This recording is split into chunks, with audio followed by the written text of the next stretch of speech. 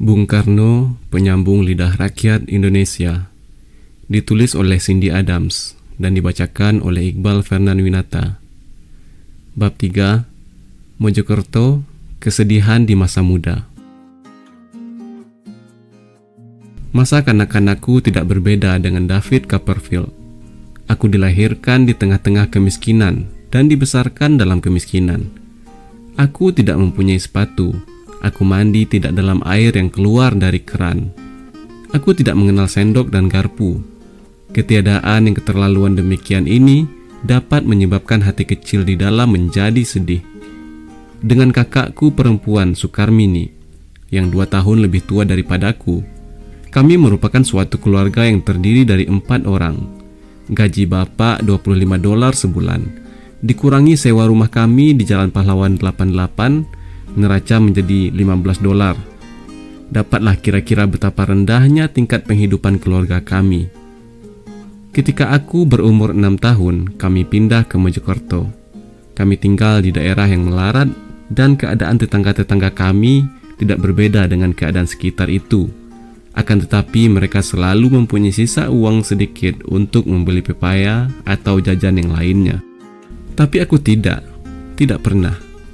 Lebaran adalah hari besar bagi umat Islam, hari penutup dari bulan puasa, pada bulan mana para penganutnya menahan diri dari makan dan minuman, ataupun tidak melewatkan sesuatu dari mulut, dari terbitnya fajar sampai terbenam matahari. Kegembiraan di hari Lebaran sama dengan hari Natal, hari untuk berpesta dan berfitrah. Akan tetapi kami tak pernah berpesta maupun mengeluarkan fitrah, karena kami tidak punya uang untuk itu. Di malam sebelum Lebaran, sudah menjadi kebiasaan bagi anak-anak untuk main petasan. Semua anak-anak melakukannya, dan di waktu itu pun mereka melakukannya. Semua, kecuali aku. Di hari Lebaran setengah abad yang lalu, aku berbaring seorang diri di dalam kamar tidurku yang kecil yang hanya cukup untuk 1 tempat tidur. Dengan hati yang gundah, aku mengintip keluar ke arah langit melalui 3 buah lubang udara yang kecil pada dinding bambu. Lubang udara itu besarnya kira-kira sebesar batu bata. Aku merasa diriku sangat malang. Hatiku serasa akan pecah. Di sekeliling terdengar bunyi petasan berletusan disela oleh sorak-sorai kawan-kawanku karena kegirangan. Betapa hancur luluh hatiku rasanya yang kecil itu memikirkan, mengapa semua kawan-kawanku dengan jalan bagaimanapun dapat membeli petasan yang harganya 1 sen itu, dan aku tidak. Alangkah dahsyatnya perasaan itu, mau mati aku rasanya.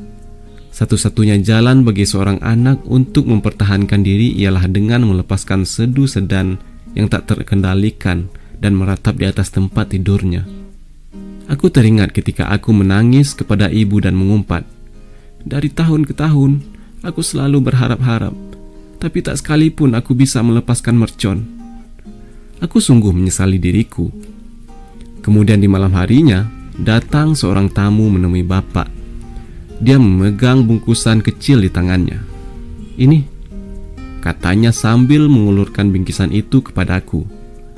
Aku sangat gemetar karena terharu mendapat hadiah itu, sehingga hampir tidak sanggup membukanya. Isinya petasan.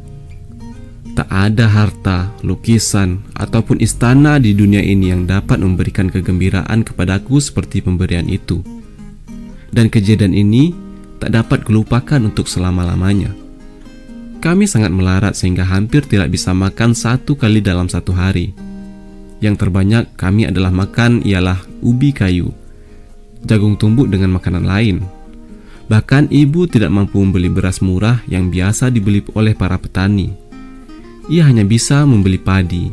Setiap pagi, ibu mengambil lesung dan menumbuk, tak henti-hentinya menumbuk butiran-butiran berkulit itu sampai menjadi beras seperti yang dijual orang di pasar. Dengan melakukan ini, aku menghemat uang 1 sen. Katanya kepadaku pada suatu hari ketika sedang bekerja dalam teriknya panas matahari, sampai telapak tangannya merah dan melepuh. Dan dengan uang 1 sen, kita dapat membeli sayuran, nak. Semenjak hari itu dan seterusnya selama beberapa tahun kemudian, setiap pagi sebelum berangkat ke sekolah, aku menumbuk padi untuk ibuku. Kemelaratan seperti yang kami derita menyebabkan orang menjadi akrab. Apabila tidak ada barang mainan atau untuk dimainkan, apabila nampaknya aku tidak punya apa-apa di dunia ini selain daripada ibu, aku melekat kepadanya karena ia adalah satu-satunya sumber pelepas kepuasan hatiku. Ia adalah ganti gula-gula yang tak dapat kumiliki, dan ia adalah semua milikku yang ada di dunia ini. Ya, ibu mempunyai hati yang begitu besar dan mulia. Dalam pada itu bapakku seorang guru yang keras. Sekalipun sudah berjam-jam, ia masih tega menyuruhku belajar membaca dan menulis. Ayo Karno, hafal ini di luar kepala. Ha, na, ca, ra. Hayo Karno, hafal ini. A, B, C, D, E. Dan terus menerus sampai kepalaku yang malang ini merasa sakit. Lagi-lagi kemudian, hayo Karno, ulangi abjad. Hayo Karno, baca ini. Karno, tulis itu. Tapi ayahku mempunyai keyakinan bahwa anaknya yang lahir di saat fajar menyingsing itu kelak akan menjadi orang. Kalau aku berbuat nakal, walaupun ini jarang terjadi, dia menghukumku dengan kasar. Seperti di pagi itu, aku memanjat pohon jambu di pekarangan rumah kami dan aku menjatuhkan sarang burung. Ayah menjadi pucat karena marah. Kalau tidak salah aku sudah mengatakannya kepadamu supaya menyayangi binatang. Dia menghardik. Aku bergoncang ketakutan. Iya Pak. Engkau dapat menerangkan arti kata-kata tatuan asi. Artinya dia adalah aku dan aku adalah dia. Engkau adalah aku dan aku adalah engkau. Dan apakah tidak kuajarkan kepadamu bahwa ini mempunyai arti yang sangat penting? Ya Pak, maksudnya Tuhan berada dalam kita semua, kataku dengan patuh. Dia memandang marah kepada pesakitannya yang masih berumur 7 tahun. Bukankah engkau sudah ditunjuki untuk melindungi makhluk Tuhan? Iya Pak. Engkau dapat mengatakan apa burung dan telur itu? Ciptaan Tuhan, jawabku dengan gemetaran. Tapi dia jatuh karena tidak sengaja. Sekalipun dengan permintaan maaf demikian, Bapak memukul pantatku dengan rotan. Aku seorang yang baik laku. Akan tetapi Bapak menghendaki disiplin yang keras dan cepat marah kalau aturannya tidak dituruti. Aku segera mencari permainan yang tidak usah mengeluarkan uang untuk memperolehnya. Dekat rumah kami tumbuh sebatang pohon dengan daunnya yang lebar. Daun itu ujungnya kecil, lalu mengembang lebar di pangkalnya, dan tangkainya panjang seperti dayung. Adalah suatu hari yang gembira bagi anak-anak kalau setangkai daun gugur, karena ini berarti bahwa kami mempunyai permainan. Seseorang lalu duduk di bagian daun yang lebar, sedangkan yang lain menariknya pada pangkal yang panjang itu, dan permainan ini tak ubahnya seperti eretan. Kadang-kadang aku menjadi kudanya, tapi biasanya menjadi kusir. Watakku mulai terbentuk sekalipun masih kanak-kanak. Aku menjadikan sungai sebagai kawanku, karena ia menjadi tempat di mana anak-anak yang tidak punya dapat bermain dengan cuma-cuma, dan ia pun menjadi sumber makanan. Aku senantiasa berusaha keras untuk menggembirakan hati ibu dengan beberapa ekor ikan kecil untuk dimasak. Alasan yang tidak pernah mementingkan diri sendiri demikian itu pada suatu kali menyebabkan aku kena genjaran cambuk. Hari sudah mulai senja ketika bapakku melihat bahwa hari mulai gelap dan bocah Soekarno tidak ada di rumah. Dia menuntut ibu dengan keras. Kenapa dia bersenang-senang tak karuan begitu lama? Apa dia tidak punya pikiran terhadap ibunya? Apa dia tidak tahu bahwa ibunya akan susah kalau terjadi kecelakaan? Negeri ini kecil, Pak. Tidak mungkin kita tidak mengetahui kalau terjadi kecelakaan. Ibu menerangkan. Sekalipun demikian, bapak yang agak keras kepala marah. Dan ketika aku sejam kemudian melonjak-lonjak gembira pulang dengan membawa ikan kakap untuk ibu, bapak menangkapku, merampas ikan dan semua yang ada padaku. Lalu aku dirotan sejadi-jadinya. Tetapi ibu selalu mengimbangi tindakan disiplin itu dengan kebaikan hatinya. Oh, aku sangat mencintai ibu. Aku berlari berlindung ke pangkuan ibu dan dia membujukku. Sekalipun rumput-rumput kemelaratan mencekik kami, namun bunga-bunga cinta tetap mengelilingiku selalu. Aku segera menyadari bahwa kasih sayang menghapus segala yang buruk. Keinginan akan cinta kasih telah menjadi suatu kekuatan pendorong dalam hidupku. Di samping ibu ada Sarinah, gadis pembantu kami yang membesarkanku. Bagi kami, pembantu rumah tangga bukanlah pelayan menurut pengertian orang barat. Di kepulauan kami hidup berdasarkan azas gotong royong, kerjasama, tolong-menolong. Gotong royong sudah mendarah daging dalam jiwa kami bangsa Indonesia. Dalam masyarakat yang asli, kami tidak mengenal kerja dengan upah. Manakala harus dilakukan pekerjaan yang berat, setiap orang turut membantu engkau perlu mendirikan rumah. Baik, akan kubawakan batu tembok, kawanku membawa semen. Kami berdua membantu mendirikannya. Itulah gotong royong. Ada tamu di rumahmu akhir-akhir ini. Baik, jangan khawatir. Akan kuantarkan kue ke rumahmu secara diam-diam melalui jalan belakang, atau beras, atau nasi goreng. Itulah gotong royong. Bantu-membantu. Sarinah adalah bagian dari rumah tangga kami, tidak kawin. Bagi kami dia seorang anggota keluarga kami. Dia tidur dengan kami, tinggal dengan kami, memakan apa yang kami makan. Akan tetapi ia tidak mendapat gaji sepeser pun. Dialah yang mengajarkanku untuk mengenal cinta kasih. Aku tidak menyinggung pengertian jasmaninya bila aku menyebut itu. Sarinah mengajarku untuk mencintai rakyat, masa rakyat jelata. Selagi ia memasak di gubuk kecil dekat rumah, aku duduk di sampingnya dan kemudian ia berpidato. Karno, yang terutama engkau harus mencintai ibumu. Akan tetapi, kemudian engkau harus mencintai rakyat jelata pula. Engkau harus mencintai manusia umumnya. Sarinah adalah nama yang biasa. Akan tetapi Sarinah yang ini bukanlah wanita yang biasa. Ia adalah suatu kekuasaan yang paling besar dalam hidupku. Di masa mudaku, aku tidur dengan dia. Maksudku bukan sebagai suami istri. Kami berdua tidur di tempat tidur yang kecil. Ketika aku sudah mulai besar, Sarinah sudah tidak ada lagi. Aku mengisi kekosongan ini dengan tidur bersama kakakku Skarmini di tempat tidur itu juga. Kemudian aku tidur dengan Kiar, suatu campuran dari Fox Terrier dengan anjing jenis Indonesia. Aku tidak tahu pasti, akan tetapi dia bukan jenis yang murni.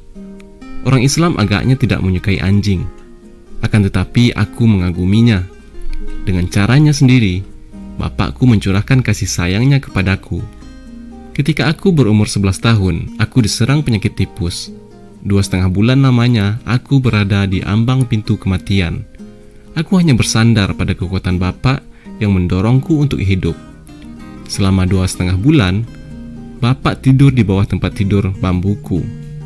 Ia berbaring di atas lantai semen yang lembab, dialas dengan tikar pandan yang tipis dan lusuh. Tepat di bawah bilah-bilah tempat tidurku. Sepanjang hari dan sepanjang malam, selama 2,5 bulan, bapak berbaring di bawahku. Bukan karena ia tidak dapat memperoleh tempat barang setumpuk untuk menyelip dalam kamarku yang sempit itu. Tidak. Ini dilakukannya karena kepercayaan mistik bapak. Ia hendak mendoa, terus memohon siang malam, agar aku diselamatkan dan memohon agar aku mendapat kekuatan-kekuatan dari Yang Maha Kuasa. Akan tetapi, supaya kekuatan mistiknya dapat memberikan manfaat secara penuh, yang dicurahkannya langsung dari badannya ke seluruh tubuhku, maka ia harus berbaring di bawahku. Tempat ayah berbaring itu hanya beberapa kaki, gelap, lembab dengan udara yang tidak enak dan menyesakkan. Siang dan malam sama saja, dan di sanalah ia selama itu menelentang hingga aku sehat sama sekali. Sewa rumah kami sangat murah karena letaknya kerendahan, dekat sebuah kali. Kalau musim hujan, kali itu meluap, membanjiri rumah dan menggenangi pekarangan kami. Dan dari bulan Desember sampai April, kami selalu basah. Air yang menggenang dan mengandung sampah dan lumpur inilah yang menjadi penyakit tipesku. Setelah aku sehat kembali, kami pindah ke Jalan Residen Pamuji. Rumah ini tidak lebih baik keadaannya, akan tetapi setidak-tidaknya ia kering. Kamar-kamarnya melalui ruangan gelap yang panjang. Yang paling kecil adalah kamarku, yang mempunyai jendela atap sebagai ganti lubang udara. Untuk memperoleh tambahan beberapa sen, Kami menerima orang bayar makan, 3 orang guru bantu dari sekolah bapak, dan 2 orang kemenakan seumurku. Nama kelahiranku adalah Kusno. Aku memulai hidup ini sebagai anak yang penyakitan. Aku mendapat malaria, disentri, semua penyakit dan setiap penyakit. Bapak menerangkan, namanya tidak cocok. Kita harus memberinya nama lain supaya tidak sakit-sakit lagi.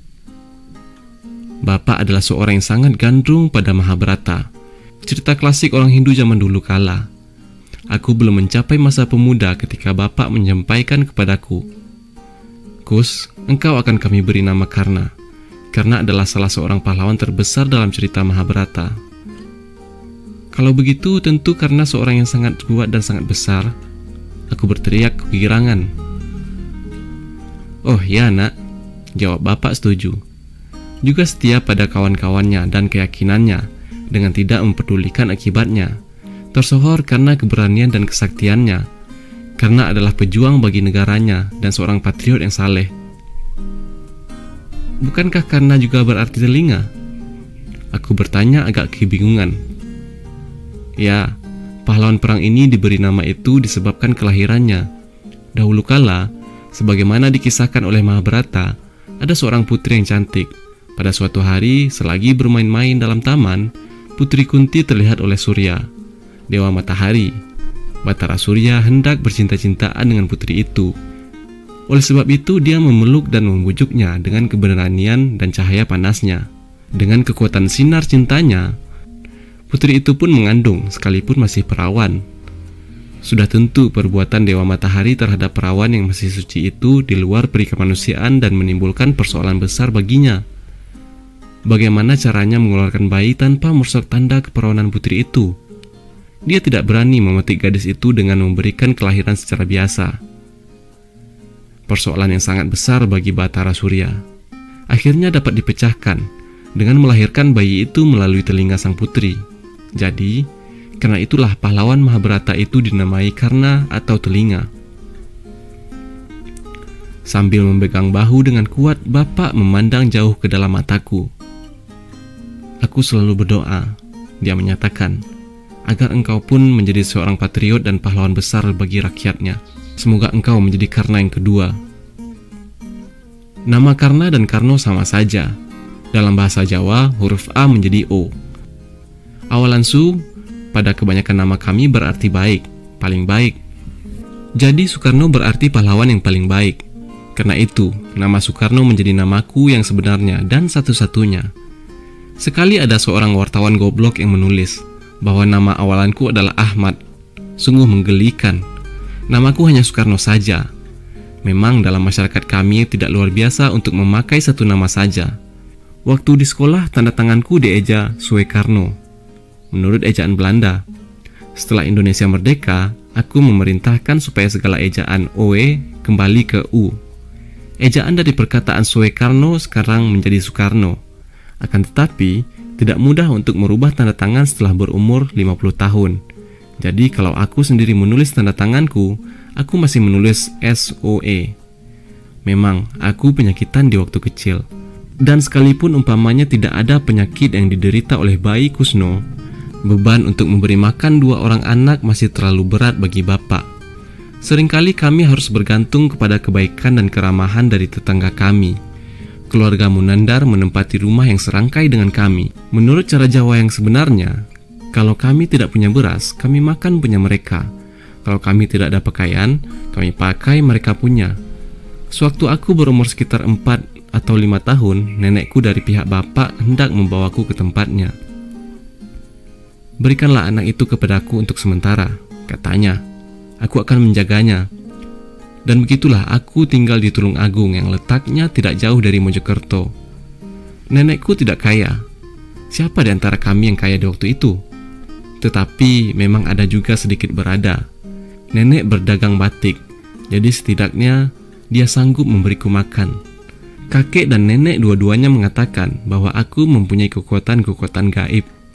Bila mana ada orang sakit di kampung itu atau mendapat luka yang terasa sakit, nenek selalu memanggilku, dan dengan lidah aku menjilat bagian di mana terasa sakit. Anehnya, si sakit menjadi sembuh. Nenek pun menduga bahwa aku dapat melihat apa-apa yang gaib.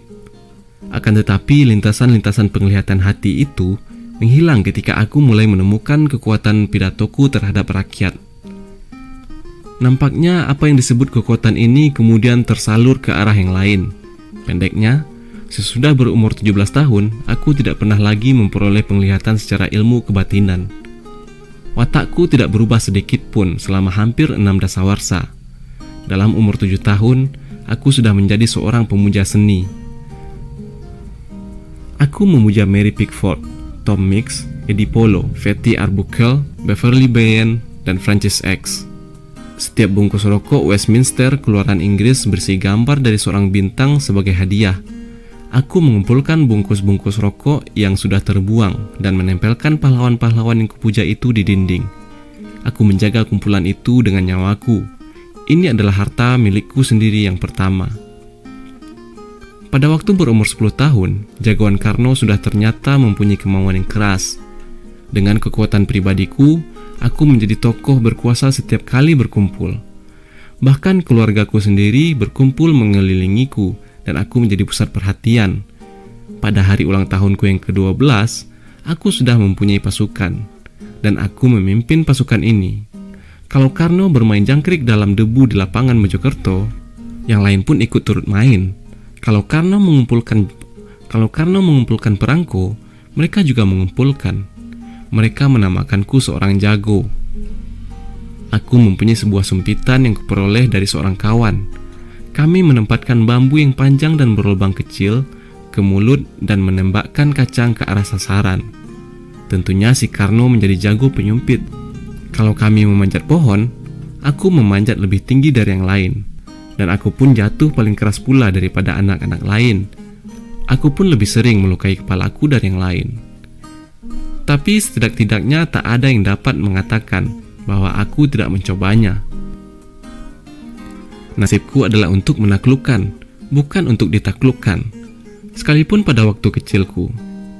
Dalam permainan adu gasing, ada sebuah gasing kepunyaan kawan yang berputar lebih cepat daripada kepunyaanku. Kupecahkan situasi itu dengan berpikir cepat ala Soekarno. Kulemparkan gasing itu ke dalam kali. Bagaimanapun juga, ada permainan di mana seorang anak bangsa Indonesia dari zamanku tidak dapat menunjukkan keahliannya. Misalnya, perkumpulan sepak bola. Aku bukan hanya tidak bisa menjadi ketuanya, bahkan aku tidak dapat lama menjadi anggotanya.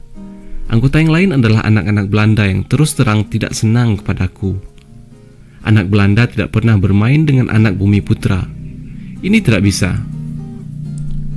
Mereka orang barat yang putih seperti salju, yang asli, yang baik, dan mereka memandang rendah kepadaku karena aku anak Bumi Putra atau Inlander.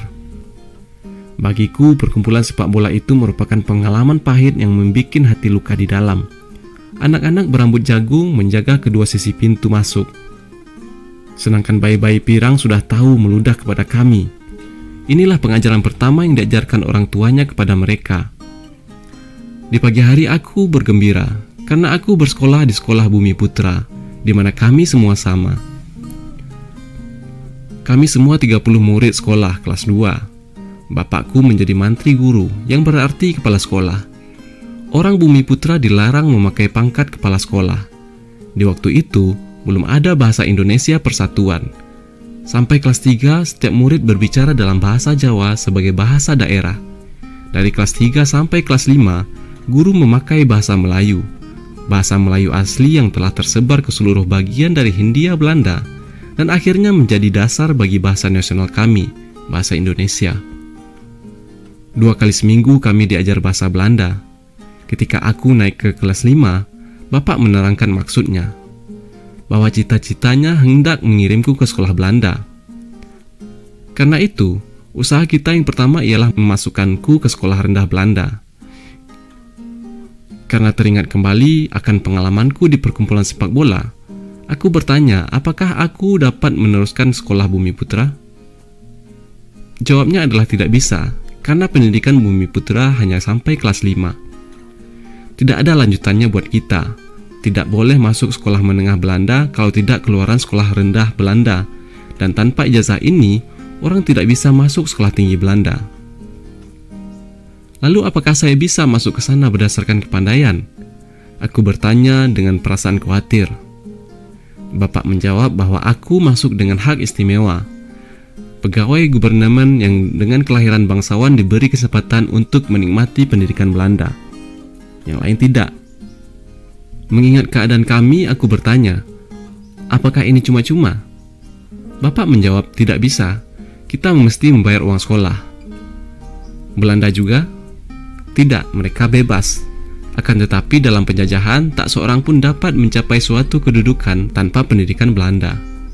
Kita harus maju. Bapak akan menemui kepala sekolah rendah Belanda untuk mengajukan permohonan. Gedung itu bagus, terbuat dari kayu, bukan bambu seperti sekolah kami, dan dinding luarnya berwarna biru muda. Di situ terdapat 7 kelas. Berlainan dengan meja kami di sekolah Bumi Putra, maka bangku-bangku di sini mempunyai tempat tinta dan laci untuk buku. Setelah aku menempuh ujian, kepala sekolah memberitahukan kepada bapak, anak tuan sangat pintar. Akan tetapi bahasa Belandanya belum cukup baik untuk kelas 6. Kami terpaksa mendudukkannya satu kelas lebih rendah. Ketika kami pergi, kami merasa sangat tertekan. Bapak mengeluh, ini suatu pukulan yang hebat bagi kita. Tapi walaupun bagaimana, tidak ada jalan lain lagi. Umur saya 14 tahun. Aku memprotes. Terlalu tua untuk kelas 5. Tentu orang mengira saya tinggal kelas karena bodoh. Saya tentu diberi malu. Baiklah, bapak memutuskan di saat itu juga.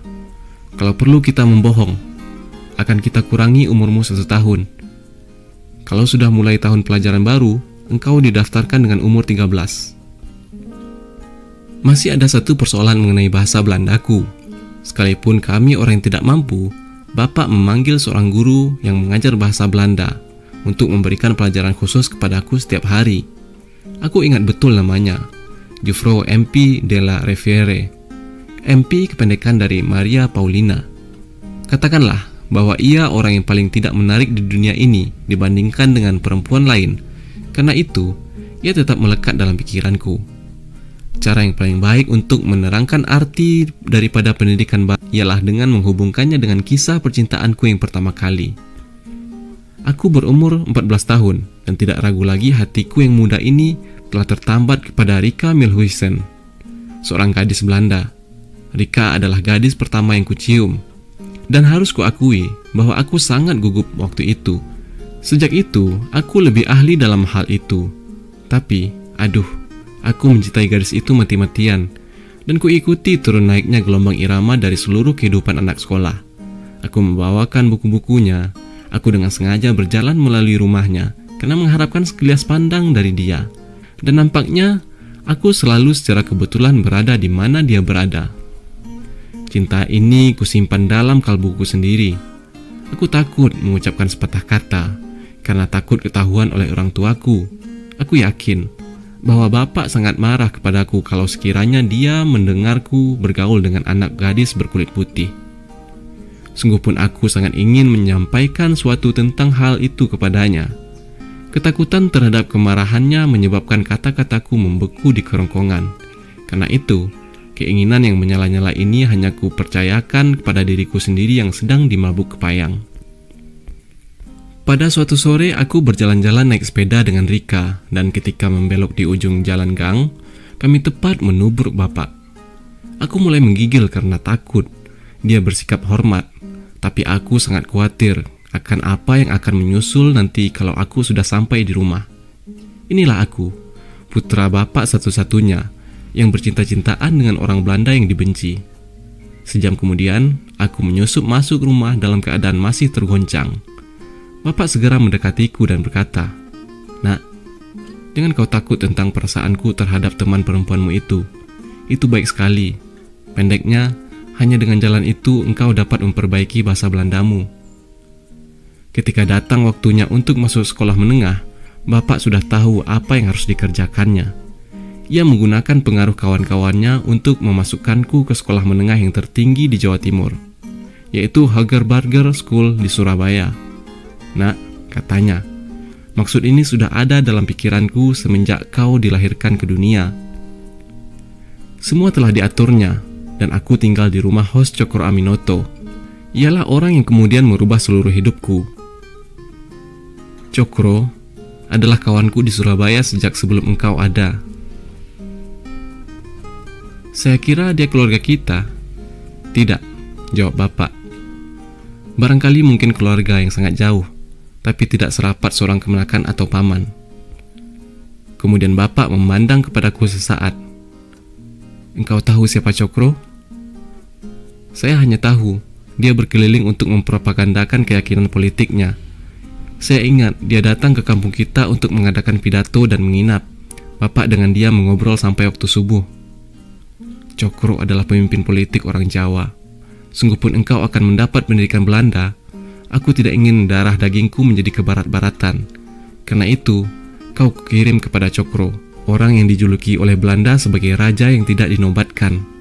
Aku ingin supaya kau tidak melupakan bahwa warisanmu adalah untuk menjadi Karna kedua. Aku tidak membawa apa-apa ketika berangkat ke Surabaya. Tak ada barang untuk dibawa. Satu-satunya yang mengikuti kepergianku adalah sebuah tas kecil dengan pakaian sedikit. Bapak menunjuk salah satu orang guru untuk mengiringi perjalananku di kereta api yang lamanya 6 jam itu. Tidak dirayakan, tidak dipestakan kepergianku itu. Yang kuingat hanya bahwa aku menangis getir. Aku meninggalkan rumah. Aku meninggalkan ibu. Aku baru seorang anak 15 tahun yang masih takut-takut. Di pagi itu, di hari keberangkatanku, ibu melepasku dengan peringatan bahwa aku tidak lagi akan kembali untuk tinggal bersama-sama dengan mereka. Di depan rumah kami, dia memerintahkan, "Berbaringlah di tanah, nak. Berbaring saja, biarpun kotor." Kemudian ibu melangkahi badanku pulang balik sampai 3 kali. Ini sesuai dengan kepercayaan menurut ilmu kebatinan. Dengan melangkahi anaknya dengan tubuhnya sendiri dari mana si anak dilahirkan dan yang mengandung kekuatan-kekuatan sakti dari kehidupan, berarti bahwa si anak mendapat restu dari ibunya untuk selama-lamanya. Seakan-akan ia berkata setiap kali, "Anak ini berasal dari kandunganku, dan dia kuberkati." Kemudian dia menyuruhku bangkit. Sekali lagi ia memutar badanku ke arah timur dan berkata dengan sungguh-sungguh, "Jangan sekali-kali kau lupakan, anakku, bahwa engkau adalah putra sang fajar."